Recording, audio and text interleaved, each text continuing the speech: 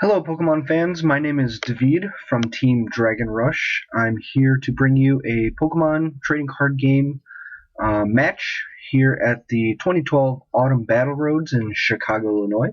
The location for this tournament is Top Cut Comics, and we're going to go ahead and get started. So I have with me on the right is Courtney Tiemann, a new Masters player coming up from seniors last year, and on the left is Clinton Chan, otherwise known as Just Chan, and he is an experienced Masters player. So we're going to go ahead and get started. This is round one of the 2012 Autumn Battle Roads, and we're going to go ahead and see what each player is playing. So it's very excited about this new format. A lot of new decks being built, a lot of old decks being revamped. So let's see what each player has.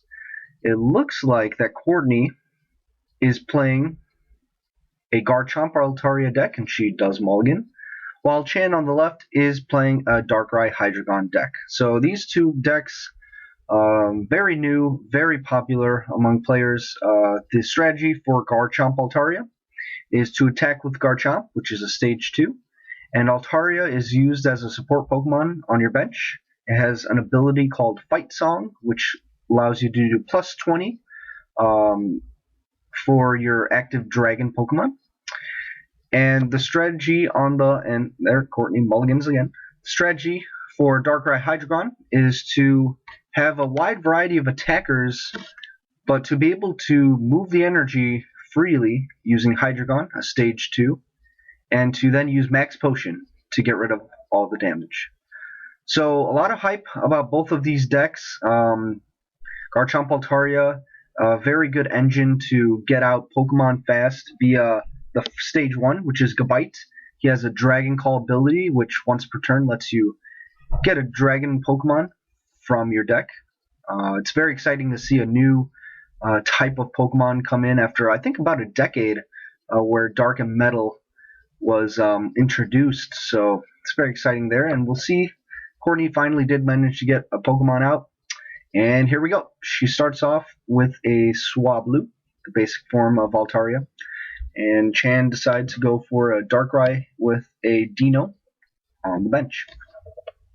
So Courtney plays a Level Ball, probably to find a Gibble, something where, her deck is all about getting Pokemon. It is about streaming them from your deck, from your discard pile, back into your hand and back onto the bench to be able to attack. Garchomp can be very potent that way. 1 energy does 60, but with already 2 Altaria, you're doing 100. His second attack does a base damage of 100 for 2 energy. And like I said again, you can stack the damage. So she does get a Gibble. And let's see what else she does. Trying to think of, see if she has anything. She plays a Charen. So it's going to be an interesting matchup because Hydreigon is also a dragon type, but it's weak to dragon, as all the dragon types are in the cards, and that's Courtney's main attacker. So it's going to be Courtney's strategy to take out the Hydreigons as fast as possible, and Chan is going to try to be able to attack as fast as possible to take out her Gabites, to take out her Altaria, her support Pokemon, and see how it goes. So Courtney plays down a Fighting Energy and uses Sing and puts the Darkrai to sleep. So Chan has attached an Eviolite, very useful to protect against 20 damage. And already Chan, with a pretty good start, I would say, 2 Dark Energy in the discard via Ultra Ball. He'll be able to get those back later with Dark Patch, which is another, just an add-on to this Darkrai Hydreigon deck where you're able to use energy acceleration in the form of a trainer card. So it's very good. And here we see him play N. Before that, he got out another Dino. I can see that he's playing the Dark Dinos over the Dragon ones. That's actually, in my opinion, a pretty good decision. Right now we have a lot of dragon type Pokemon weak to a lot of other dragon type Pokemon. We don't want to, I guess Chan doesn't want to risk the turn 1 donk with a Rayquaza or later in the game just having a Dragon-type Gible out there. So he chose Dark. Alright, he attaches a Blend Energy to the active Darkrai. Blend is also very consistent with the strategy of Darkrai Hydreigon. It lets you, it's an energy where you're able to use Psychic, Fire, Grass, or Dark, one energy at a time, whichever Pokemon it's attached to. So that means the Chan can use a lot more attackers than just Dark Pokemon. It's mainly for Hydreigon, but who knows what else he has in his deck. So Chan remains asleep, and Courtney puts down another Swablu, another Gabite, attaches an energy to the Gible that she already had. And she's thinking about what to do. Let's see here. Yeah, I get the names Gible, Gabite, Garchomp, all confused. I do apologize, folks, for that. I'll see if I can focus here and be able to name my Pokemon correctly. So she plays a catcher, and she has a Juniper, quite a few resources, a second Juniper, and an Ultra Ball. That might hurt her later on, but she does need to be able to get a Gabite out this turn, so that she can get out an Altaria, she can start getting out more Gibbles, and just keep on streaming from her deck. So let's see what she can do here. I can't quite make out her hand, but she does play a Level Ball, so she will get out that Gabite. She'll be able to go for another Gibble, another Altaria, and yeah, I mean it's really a lot of it for the first turn. If you go first, it's a big advantage because especially in Stage 1 and Stage 2 decks, you're able to set up one turn ahead of your opponent just because you went first, if all goes well, of course. So she does get the Gabite. She's using Dragon Call right now. Let's see what she's get. She gets an Altaria, scanning her deck to see what she has in there. And Courtney's moving along pretty smoothly. She's had an energy drop every turn so far. She's got her first Gabite out. And, yeah, I mean, we'll just have to see if she's able to keep up the pace. She's going to have to get rid of those Dinos before they become Hydreigons, and even then, she's going to have to take them out. So she does use Sing, and unfortunately, Dino wakes up for her. So let's see what Chan has now. So we do see a Dark Patch, so he's able to get that acceleration there, that energy acceleration. And let's see what he has. A Golden Catcher. We're getting fancy now. So he does have that option to be able to take out the Gabite later on. And I think that's a Shaman EX with an Eviolite he's considering putting to end. He does. He puts down Shaman EX with an Eviolite. That's an interesting choice. Catchers out the Gabite. Shaman is more used for late game, but he might want to be able to put pressure on his opponent and also put it down so he can draw more cards with Bianca. So let's see here. I do see a Hydreigon in his hand. Not sure if he's able to rare candy so far. Puts down a second Darkrai. And let's see what else he has. And no, he passes. So we're going to have to wait another turn at least. And let's see what Courtney is able to pull off. So she does evolve into Altaria. Attaches another blend energy, different blend, used for Garchomp's second attack. So there's a lot of good things about that blend energy and having the fighting energy in that deck, because you can also have quite a few techs of your own. I've seen Garchomp Altaria decks with Terrakion and Energy Switch to get that surprise retaliates knockout on Dark or Electric Pokemon. So she does use Dragon Call, and pretty nifty combo. She used Dragon Call to get another Gabite, and used that Dragon Call's that Gabite's Dragon Call to get Garchomp. So Courtney is already able to do 120 damage right now. I believe turn 3. So that's actually a pretty strong start. We'll have to see if she can make use of it. See what she can do from here. So she's thinking about what to do. She uses her second catcher here. Catches the Darkrai, and she's gonna try to be able to take some damage early, putting pressure on Chan to get that Hydreigon out so he can max potion. And it only does 100 with Eviolite, but it's a pretty good start. Not sure if I would have liked her to knock out the Dino, but getting that damage on the Darkrai will be crucial as well. So we see here that Chan plays another Dark Patch and puts the Dark Energy on the Darkrai. And he does have a few options in his hand on what to do, and benches the Mewtwo. So another interesting choice, getting that ready. You know, with Junk Arm being out of the format, you don't have the opportunity to play potentially 8 catchers or a lot of other trainers that could be a threat. So players putting down cards like Shaman EX or Mewtwo EX doesn't hurt them as much. So Chan decides to play a random receiver and gets a Juniper there.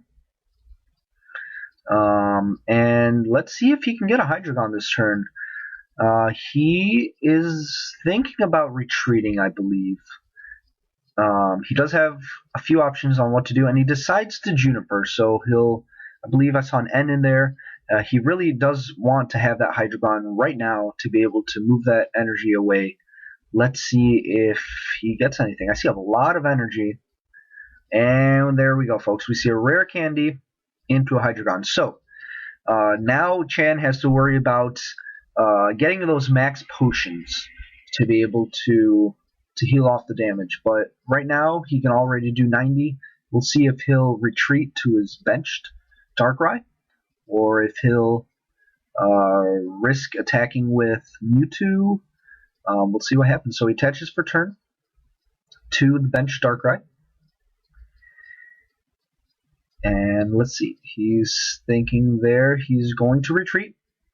And yep, pretty smart play. So he puts the blend on Mewtwo, which is interesting because you can use Mewtwo's Side Drive for 120 to even KO a Mewtwo that doesn't have any energy.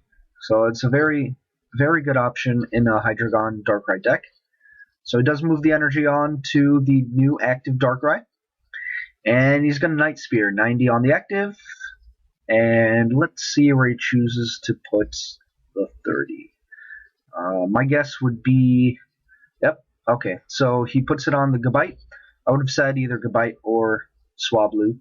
So there we go. So he's putting pressure on Courtney to get out those Gibbles, to get out those Swablus, to evolve them, and to be able to keep on streaming Pokemon. Courtney's ultimate goal should be to take out that Hydreigon. It won't take much at all. With just one Altaria and one energy on a Garchomp, you'll be able to take it out.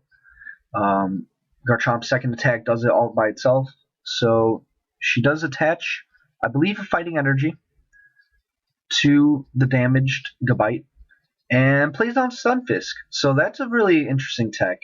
A lot of players like to start with Stunfisk to be able to do 20 to the active and then 20 to the bench. And it's a very good starter because a lot of Pokemon are weak to fighting nowadays and in our current format. So to be able to get that 20 or 40 damage, it might be important later on in the game. So she uses Dragon Call, gets out another Altaria, so she'll be able to do either 100 or 140 with Garchomp, depending on the energy she has attached. And let's see, I believe she's searching her discard there. Sorry, that is off screen. We'll have to make do here with what we have. And she plays the end. Okay, so she random receiver then. I couldn't see it. I'm really sorry. So she got an N, and she uses her third catcher. She's going to have to watch out her resources carefully on that because she will want to knock out the Hydreigon some time to stop this energy acceleration, but she does catch her out the damaged Darkrai. And it looks like she is going to take a KO no matter what for 2 prizes, so that's really good on her part. And yep, let's see what card she gets here.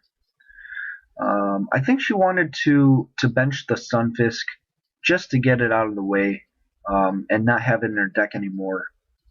So we'll see where she goes from there. Now that Garchomp, her Garchomp, will get knocked out next turn. So she's going to have to figure out a way to be able to stream more Garchomps to attack. So she puts down a Swablu,